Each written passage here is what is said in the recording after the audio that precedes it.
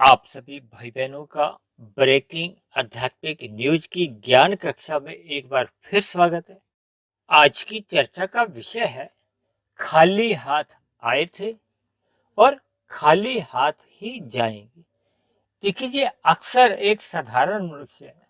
मृत्यु के समय कहो या जीवन में कभी कभी जब उदासी की स्थितियां बनती हैं या ज्ञान की स्थितियां भी जब बनती हैं, तब अक्सर दो मनुष्यों के बीच में या कुछ लोगों के बीच में अक्सर ये शब्द बोल दिए जाते हैं। और अक्सर देखिए, आप सभी भाई बहनों को शायद ये कथन भी याद हो कि ये जो सिकंदर है, बहुत बड़ा, जिसका सभी देशों पे एक समय राज्य था, उसने भी अपने अंतिम यात्रा से पूर्व, यानी कि मृत्यु आने से पूर्व ही, अपने एक सचिव को बोला था कि मरते समय मेरी अर्थी के दोनों हाथ बाहर निकाल कर चल।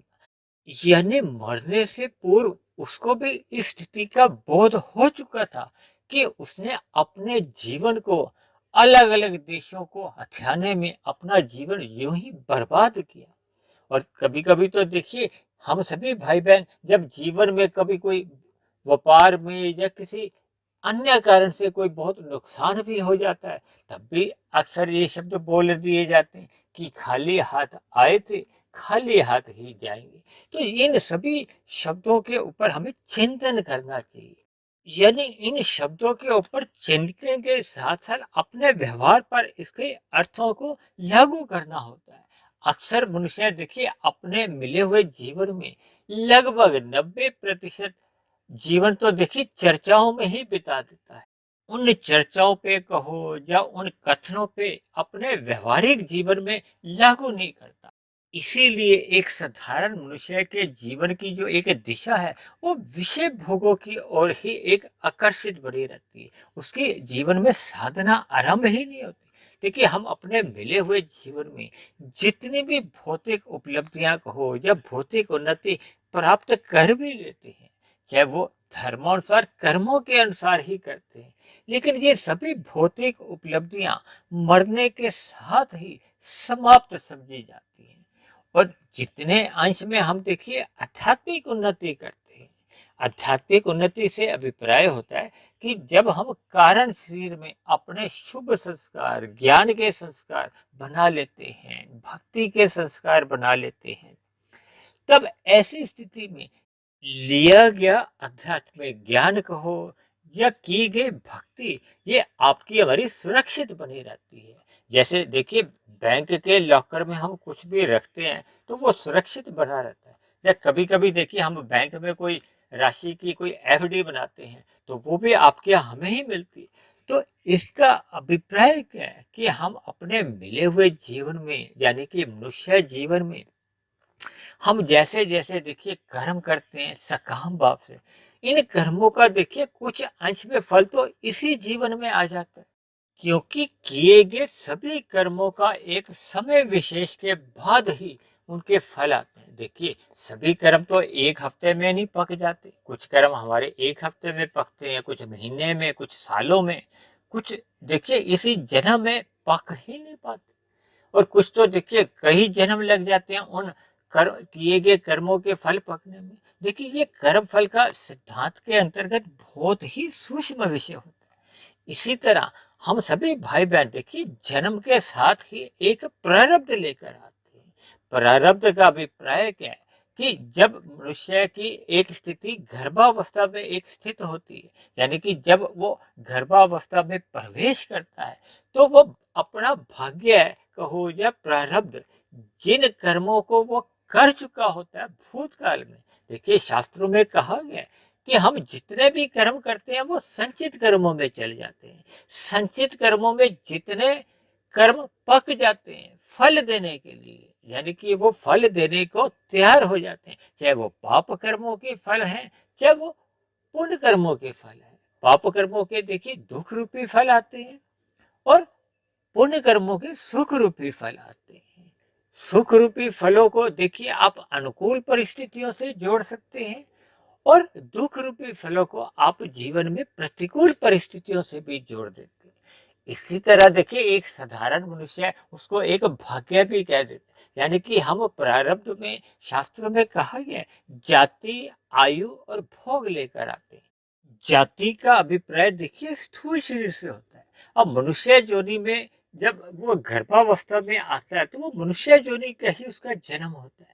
इसी तरह जाति के साथ साथ आयु आयु का अभिप्राय होता है सांसों से और भोग का अभिप्राय होता है ये जो सुख और दुख ये दोनों ही भोग के अंतर्गत आते हैं।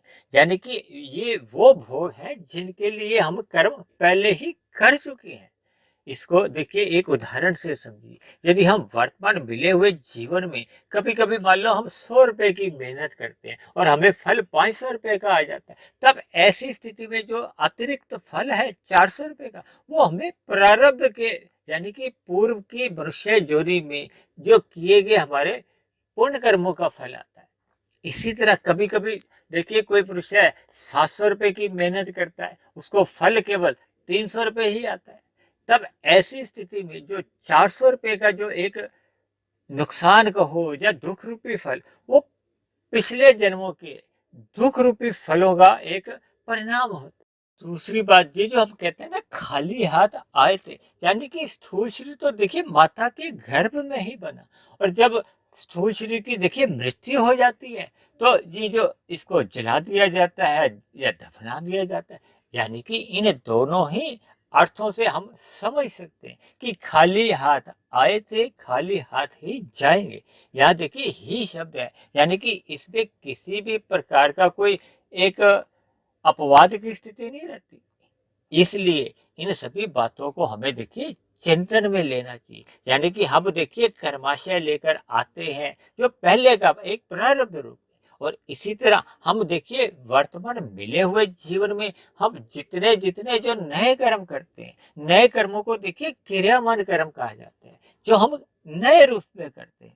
देखिए केवल मनुष्य जोनि को ही कर्म जोनि कहा गया। मनुष्य से ऊपर की जितनी भी जोनियां हैं और मनुष्य से नीचे की जितनी भी जोनि है उनके द्वारा की गई जितने भी क्रियाएं हैं वो कर्म नहीं होती वो मात्र क्रियाएं रहती है। देखिए मनुष्य से ऊपर की जोनियों की जितनी भी क्रियाएं होती हैं वो परमात्मा की प्रेरणा से होती है। इसी तरह मनुष्य से नीचे की जोनियों के जो कि 80 लाख प्रकार की तामसी जोनियां कही गई जिनमें से कितनी जोनियां तो देखिए हम अपने घरों के आसपास ही देखते हैं। पेड़ पौधे कीड़े मकोड़े कीट पतंगे पक्षी पशु इनके द्वारा जितनी भी क्रियाएं होती हैं इनका भी कोई कर्माशय नहीं बनता। देखिए एक कुत्ता यदि किसी मनुष्य को काट लेता है तो उसका कोई पाप कर्मों का नया कर्माशय नहीं बनता। लेकिन मनुष्य यदि क्रोधवश आकर उसको डंडे से पीटता है या उसकी हत्या कर देता है तो उस पर एक पाप कर्म का कर्माशय बन जाता है। क्योंकि हम सभी भाई बहन देखिए मनुष्य योनि में हम मनुष्य योनि में देखिए जैसे जैसे कर्म करते हैं और जैसे जैसे हम देखिए साधना करते हैं। इसलिए तो भगवान ने श्री कृष्ण ने गीता में अर्जुन को माध्यम बनाते हुए हमें कर्म योग का यानी कि निष्काम भाव से कर्म करने का एक सलाह दी है एक उपदेश दिया है ताकि हम जब जब निष्काम भाव से कर्म करते हैं तब ऐसी स्थिति में देखिए उन किए गए कर्मों का कोई नया कर्माशय नहीं बनता। देखिए आपके हमारे 3 शरीर हैं स्थूल शरीर सूक्ष्म शरीर और कारण शरीर। स्थूल शरीर का निर्माण माता के गर्भ में होता है जबकि जो आपका हमारा सूक्ष्म शरीर है जिसमें 5 आपके हमारी ज्ञानेंद्रियां होती हैं 5 कर्मेंद्रियां होती हैं 5 हमारे भोग विषय होते हैं और एक मन और बुद्धि ये 17 तत्व सूक्ष्म रूप में रहते हैं। ये जो स्थूल रूप की जो कर्मेंद्रियां और जो ज्ञानेंद्रियां इनको तो शास्त्रों में देखिए गोलक कहा गया है। ये स्थूल रूप से इंद्रियों में तो किसी भी प्रकार की अपंगता भी देखी जा सकती है लेकिन सूक्ष्म शरीर में जितने भी जो सूक्ष्म तत्व हैं इनमें कभी भी किसी की भी अपंगता संभव ही नहीं है। इसी तरह आपका हमारा कारण शरीर है यहाँ आपके हमारे संस्कार रहते हैं कर्माशय बनता है। कर्माशय को ही देखिए धर्म अधर्म संस्कार भी कहा जाता है। धर्म अधर्म संस्कार का मतलब देखिए पाप और पुण्य कर्मों के कर्माशय से जो हम सकाम भाव से करते हैं। लेकिन एक साधारण बोलचाल में इसको अक्सर कर्माशय कहा जाता है और इन्हीं कर्माशय से संबंधित आपके हमारे संस्कार बनते हैं। संस्कार का अभिप्राय है कि चाहे हम स्थूल रूप से कार्य करते हैं चाहे मानसिक रूप से। देखिए, जब जब हम मानसिक रूप से कर्म करते हैं, चिंतन द्वारा विभिन्न प्रकार की योजनाएं बनाते हैं, ये धर्मानुसार भी हो सकती है। और इसी तरह मनुष्य जब देखिए अन्य जीवों के साथ छल कपट ठगी करता है या अन्य जीवों के प्रति द्वेष भाव रखता है, तब ऐसे ही उसके मानसिक चिंतन द्वारा भले ही कर्माशय नहीं बनता, क्योंकि अन्य जीवों पे तो अभी उसके मानसिक चिंतन का कोई प्रभाव पड़ा नहीं। इसलिए ऐसे मानसिक चिंतन का भी आपका हमारा एक संस्कार बनते हैं। ये जो संस्कार है, ये वासना रूपी संस्कार होते हैं। इन्हीं संस्कारों से ही, चाहे वो अच्छे संस्कार है चाहे वो बुरे संस्कार है, ये आपके हमारे मन बुद्धि में फुरने जागते हैं, वृत्तियां कहते हैं, विचार आते हैं। वो वृत्तियां या संस्कार कहो या फुरने कहो, ये आपकी फिर स्थूल शरीर की जो एक गोलकें हैं, कर्मेंद्रियां हैं, ज्ञानेंद्रियां, फिर इनसे ये कर्म करवा लेती हैं। तो ये एक चक्र चलता है। ये जो आज मैंने लिखा है ना, खाली हाथ आए थे, इसका अभिप्राय देखिए स्थूल शरीर से, क्योंकि हाथ तो आपके हमारे देखिए स्थूल शरीर के ही होते हैं ना, और खाली हाथ ही जाएंगे, यानी कि स्थूल शरीर माता के गर्भ में बना और शमशान घाट में जाकर ये स्थूल शरीर आपका एक खाली हाथ ही वापस जाता है, यानी कि यही बना यही नष्ट हो गया। हम जो लेकर के आते हैं, आपका हमारा कारण शरीर और सूक्ष्म शरीर लेकर आते हैं। कारण शरीर में हम जैसे जैसे कर्माशय लेकर आते हैं, जैसे जैसे संस्कार लेके आते हैं, तो इनमें देखिए हम एक सुधार भी कर सकते हैं, क्योंकि मनुष्य जोनी देखिए साधना जोनी है, कर्म जोनी है, भोग जोनी कहीं भी कहा ही नहीं है। वो तो कलयुग में एक साधारण मनुष्य ने देखिए आज इस मनुष्य जोनी के अवसर का लाभ तो उठा नहीं रहा, इसको भोगों में ही गंवा रहा है। तब ऐसी स्थिति में मनुष्य के देखिए जो कर्म है, वो पुण्य कर्म कम अनुपात में होते हैं, और विशेष पुण्य कर्म जो कि सात्विक स्थिति में ही हो पाते हैं, वो तो बहुत ही नाम मात्र के होते हैं, और पाप कर्म अधिक होते जाते हैं। ऐसी स्थिति में उसका जो कर्माशय है, यानी कि उसका कारण शरीर बिगड़ता जाता है, और जैसे जैसे कर्माशय बिगड़ता है तो संस्कार तो और भी अधिक गहरे तल पर और बिगड़ते जाते हैं, यानी कि बुरे संस्कारों की प्रधानता होती जाती है, जो फिर अच्छे संस्कार नहीं होने से फिर देखिए आपके हमारी जो अगली गति है, यानी कि मनुष्य के मरने के बाद की जो अगली गति, वो तो देखिए बने हुए कर्माशय व बने हुए संस्कारों के आधार पे ही होती है। देखिए मनुष्य योनि तो तभी मिलती है जब आपके हमारे संचित कर्मों में पाप और पुण्य कर्मों की कम से कम तुल्यता होती है, या पुण्य कर्मों की अधिकता होती है। और यदि पाप कर्मों की अधिकता होगी तो फिर तो नीचे की 80 लाख प्रकार की तामसी जोनी है, वहां कर्म से जाना पड़ता है। यदि किसी के पाप कर्म 90% है, पुण्य कर्म मात्र 10% रह गए, तब तो ऐसे मनुष्य की गति बहुत ही नीचे की जोनियों में होती है। फिर नीचे की जोनियों में क्रमशः जैसे जैसे वो 90% का अनुपात पाप कर्मों का घटता जाता है, वो घट घट के जब वो 10% पुण्य कर्मों की बराबरी पे आ जाता है, तो देखिए फिर उसको मनुष्य जोनी की प्राप्ति होती है। लेकिन ये जो 90 से 10% पे आने पे देखिए 84 लाख प्रकार की जोनियां नहीं, ये तो देखिए चाहे लाखों करोड़ों अरबों खरबों जोनियों में नीचे भटकना पड़ता है। ये एक सच्चाई है जिसको अक्सर मनुष्य महसूस नहीं करता। इसलिए तो देखिए मैंने आज के वीडियो का नाम ही रखा है कि खाली हाथ आए थे खाली हाथ ही जाएंगे, यानी कि स्थूल शरीर के विषय भोगों के लिए हम जितना भी ये जो पाप कर्म कर जाते हैं, इनसे आपका हमारा कर्माशय बिगड़ जाता है। जबकि मनुष्य योनि में हमें आपको देखिए अपना कर्माशय तो सुधारना ही है, हमें विशेष रूप से अपने संस्कारों को सुधारना होता है, क्योंकि मनुष्य योनि पाकर ही हमारे आपके संस्कार बिगड़ते भी हैं और सुधरते भी हैं। ये संस्कार कहो स्वभाव कहो एक ही बात है, यानी कि मनुष्य योनि में ही मनुष्य का स्वभाव बिगड़ता भी है और सुधरता भी है। इसलिए मिले हुए जीवन का सदुपयोग करते हुए हमें अपने मिले हुए जीवन में देखिए पाप कर्मों से तो पूर्ण रूप से बचना होगा, और ये मनुष्य तभी बच पाता है जब उसकी विषय भोगों में किसी भी प्रकार की कोई असक्ति नहीं होती।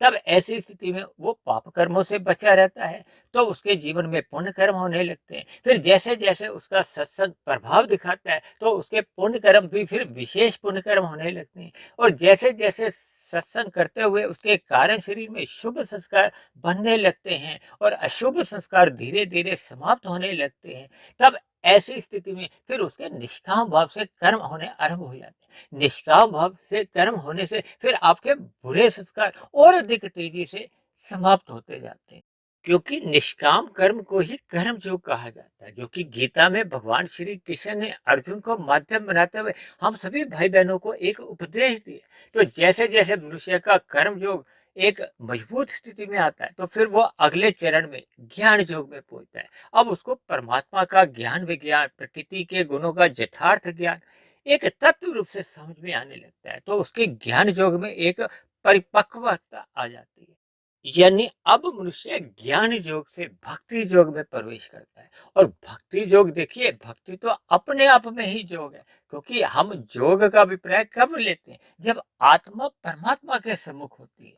देखिए जब हम कर्म योग कहते हैं, तो वो निष्काम कर्म हमें परमात्मा से जोड़ते हैं। हम परमात्मा की आज्ञा अनुसार अपने कर्तव्य समझ कर अपने कर्मों को एक दिशा देते हैं, फल की इच्छा नहीं रखते, तो वो कर्म योग होता है।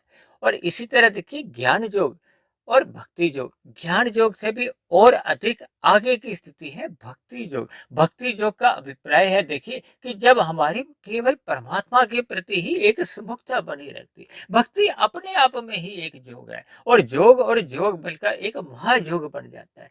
जब ऐसी भक्ति योग का आरंभ होता है, तो फिर आपके मारे जो अज्ञानता के संस्कार हैं, वो पूर्ण रूप से दग्ध बीज होने लगते हैं। तब ऐसी स्थिति में एक ऐसी स्थिति बन जाती है, जब आपके हमारे कार्य शरीर में पूर्ण रूप से अज्ञानता के कहो भोगों के संस्कार 100% जल जाते हैं, यानी कि आपकी हमारी विवेक शक्ति 100% जग जाती है।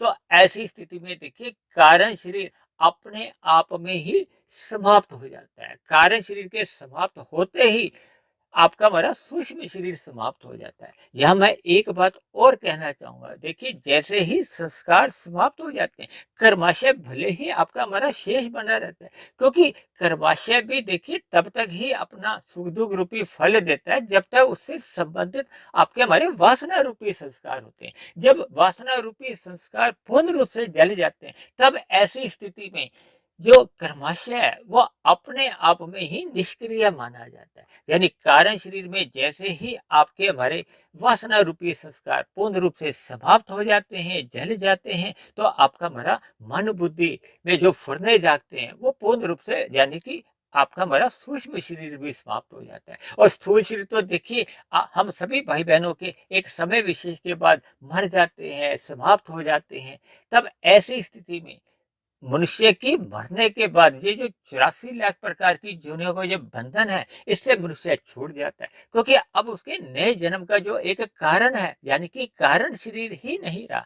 तब ऐसी स्थिति में वो मोक्ष काल की स्थिति में कहो, आनंद की स्थिति में एक लंबे समय के लिए मोक्ष काल में एक आनंदमय जीवन परमात्मा की सानिध्य में व्यतीत करता है। तो ऐसी सभी शुभ स्थितियां तभी जीवन में बन पाती है, जब मनुष्य सर्वप्रथम अपने स्थूल शरीर के स्तर पर विषय भोगों से अपने आप को बचाता है, क्योंकि ये विषय भोग के आकर्षण कहो, वेग कहो, यही मनुष्य को पाप कर्मों में लगाते हैं। इसलिए मेरी आप सभी भाई बहनों से विनती है कि जो मैंने ऊपर 2 लाइनें लिखी हैं, खाली हाथ आए थे, खाली हाथ ही शब्द पर थोड़ा आप विचार कीजिए। जाएंगे तो इन शब्दों पर, लाइनों पर आप जितना गहरा चिंतन करेंगे, उतना उतना परमात्मा का ज्ञान रूपी प्रकाश आपके कारण शरीर में स्थिर होने लगेगा। यानी कि जैसे जैसे ज्ञान स्थिर हो जाता है, तो फिर आपके हमारे दिनचर्या सात्विक बढ़ जाती है, परमात्मा से प्रीति होने लगती है, और आपका हमारा जीवन सफल हो जाता है, सार्थक हो जाता है। ऐसी सभी शुभ स्थितियां हम सभी भाई बहनों के भी बने। इन्हीं शुभ कामनाओं के साथ आज की चर्चा विशेष को हम यही विश्राम देते हैं। यदि बनी हुई वीडियो आपको ज्ञानवर्धक लगी हो, परमात्मा से जोड़ने में आपको मददगार लग रही हो तो मेरी आप सभी भाई बहनों से विनती है कि इस भरी हुई वीडियो को आप अधिक से अधिक भाई बहनों में शेयर करें, ताकि समाज में एक सतोगुणी वातावरण हो, भाईचारा बना रहे और परमात्मा में हमारी सदा प्रीति बनी रहे। और यदि मेरी चर्चा विशेष पर आपको किसी प्रकार की कोई आपत्ति हो या आज की वीडियो संबंधित आपका कोई प्रश्न हो, सुझाव हो, तो आप नीचे दिए गए कमेंट्स बॉक्स पर जाकर अपना प्रश्न, सुझाव या अपनी शिकायत भी लिख सकते हो। तो अब चर्चा विशेष को यहीं विश्राम देते हैं। कल फिर मिलते हैं एक नए विषय को लेकर, एक नए संदेश के साथ। तब तक आप सभी भाई बहनों का बहुत बहुत धन्यवाद।